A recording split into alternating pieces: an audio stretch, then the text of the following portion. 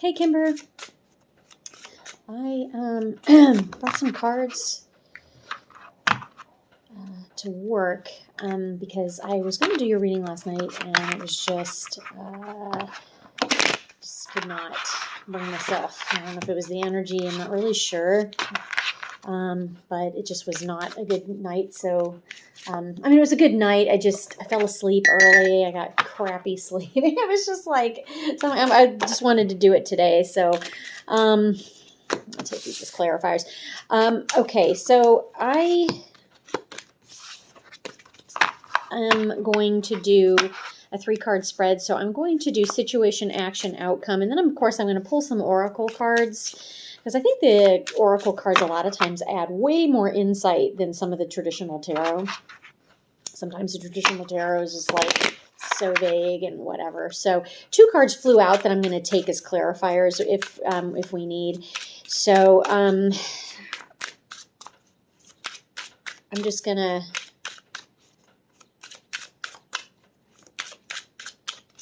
keep shuffling. Okay, so I'm going to divide these into 3s here. And of course, I'll hold up the card so you can kind of see. I don't know if I can get this so it gets, so you can see them better. I don't know. I don't know. I'll just hold them up. Okay, so the first card, so this is the situation. So you have the 4 of Pentacles. And the 4 of Pentacles is a very, very guarded energy. It's an earth energy, but it's very guarded. So it's spending a lot of time up in your head, holding on to things as well. It could be also holding on to money, that, there might be some debt or whatever, or not a lot of money coming in. So it's also that. But currently you are just completely immersed in your own energy. All right. Bottom of the deck, we have the Chariot. Okay, so the Chariot is a positive card, usually, and I don't think it's any different here, but I think it is about control and willpower and all this other stuff. So if you are in the wrong frame of mind, you might be going ahead with negative things at a really fast pace. That's what I'm saying. The Chariot's not necessarily negative, but I think in this scenario, it's you might be going along with some really negative thinking. And you also have at the bottom of that is the 8 of Pentacles. So a lot of Pentacles, a lot of earth energy. The 8s are a pretty abundant energy. And again, this is the situation that you're in right now. So it's about learning a new skill. So that might be something either that you're in the process of thinking of doing or whatever. But you have to get out of this, you have to get out of your head. You have to get out of this negativity in your head, because the Chariot is saying, yes, go, but go towards something positive. Don't get stuck in this negative energy, because it's time to learn a new skill, or it's time to hone the skill that you already have, get recertified, anything like that. You got the Death card underneath all this. The Death card is about death and rebirth. So that is something that you have to do. You have to reinvent yourself. And not be up in your head as much. And I know it's really hard because you said you're going through the worst time of your life, which I'm not surprised to see the Death card show up, because you are experiencing a lot of ego death, so to speak. And it's hard for you at this point to move on. You're very, very, very up in your head. Okay. And, but it's time to learn a new skill. It's time to move on. It's time to, this is the situation. This is the situation. I haven't got to the action yet, but that's basically what's going on. Okay. Is that just negative self-talk, negative thinking. And you have gone through stuff. It's not that it's just all in your head. Not at all. You're just all up in your head about it. Now, moving on to the action, you have the Ace of Swords. Ace of Swords is literally the card of action. It's new beginnings. So it is air energy. So it's new beginnings in learning a new skill. Number one is coming very strongly of an action that would be probably good for you to take right now. It's about mental clarity, breakthroughs, and victory. So that's the action part of it. Learning a new skill, but it's a breakthrough. And the bottom, you have the Page of Pentacles. So it's possibly an offer of a new job. It's maybe not as much money as you want because it is a page, but it is an offer of a new job. Okay. So the Ace of Swords, beautiful new beginning. Okay. In any sort of intellectual pursuit, which I feel like either learning a new skill, mental clarity for yourself. It's going to take you a while. You're in this kind of funk. I get it. But this should be able to get you out of this funk, this Ace of Swords. And again, it might be a new job situation or some opportunity to make money that is different for you, or something you might, it's not maybe the best offer, but it's something. The outcome is the Page of Cups. The Page of Cups, and it's also reversed. So to me, the Page of Cups, it's an immature sort of energy. So it's the dreamer. It's about synchronicities, surprises, that kind of thing. So it's reversed. So I want to look at the bottom. So at the bottom of the deck, you have the Eight of Swords. So it's very, very, again, very, very imperative here not to self-sabotage. It is reversed. So you're quite well aware of self-sabotage. And you don't want to do that because there might be some offers coming through to you again that is going to cause you to slip back into self-doubt. Okay. And again, you have two pages too. You have the Page of Swords. So the Page of Swords is also an energy of, it's bravery, restless energy, energetic. This is you right now. I mean, and that's okay. The Page of Swords is great. You just have to be aware of this self-sabotage, okay, which you are aware of, but you have to make sure before you start getting there. And this is in the outcome. So you don't want to self-sabotage your own outcome because there are some things coming in for you. Again, Page of Cups reversed. I'm actually going to get clarifier. The two cards that flew out, I'm going to take as clarifiers on this Page of Cups. Oh, actually, there was 3 cards. Okay. All right. So you got the 6 of Wands, which is the victory card. Yay. And the Knight of Wands, which the Knight of Wands is kind of a fast-moving energy. It's something new coming your way. Again, it's material advancement, impulsive adventure, passion. So this is good in your outcome, okay? And you also have a Knight of Pentacles. So you remember when I said you had the page? Well, you've upgraded. So initially this offer of work or whatever might be, I don't know, not the best. But then in the outcome, you have the Knight of Pentacles, which is a much better, much stronger outcome. Still not a queen or a king, but still a little bit better money or opportunity than what you originally thought. So to recap here, again, the Four of Pentacles, you're kind of up in your headspace now, okay? It's also talking about, self-absorption, but it's also talking about holding on to your money too, and really watching the spending as well. The Chariot is a fast-moving energy that if you are I think in your current situation, that's where you want to go. You want to go in your headspace all the time. But there's opportunity for you if you can get out of your headspace, obviously. You got the Eight of Pentacles. So it's a possible job situation offer. Okay, and this is the situation right now, is that you want to learn a new skill. You want to do something. You want to move forward. And you can because it's upright. But, being with this Four of Pentacles energy of kind of like holding on to your own, kind of being guarded, kind of being in your own head. But you got the Death card. So, and this is what's currently happening. A little bit of ego death before you can move on. And it's a hard lesson for sure.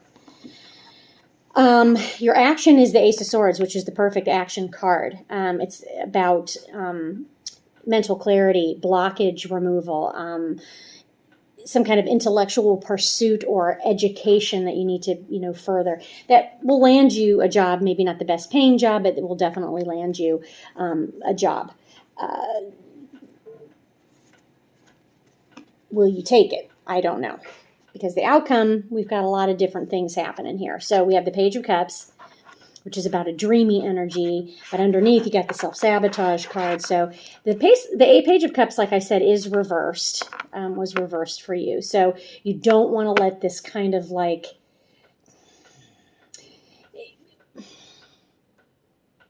I don't want to say living in fantasy land, but you want to be realistic. Okay, you have to take baby steps, basically. And so that's why I'm saying do not self-sabotage. It's very hard because you do have the Page of Swords upright. You also, underneath, you have the Empress, which I didn't take these before, but you have the Lovers, the Empress, and the Six of Cups. Nostalgia. Okay, childhood memories. So there could be a Page of Cups is reversed.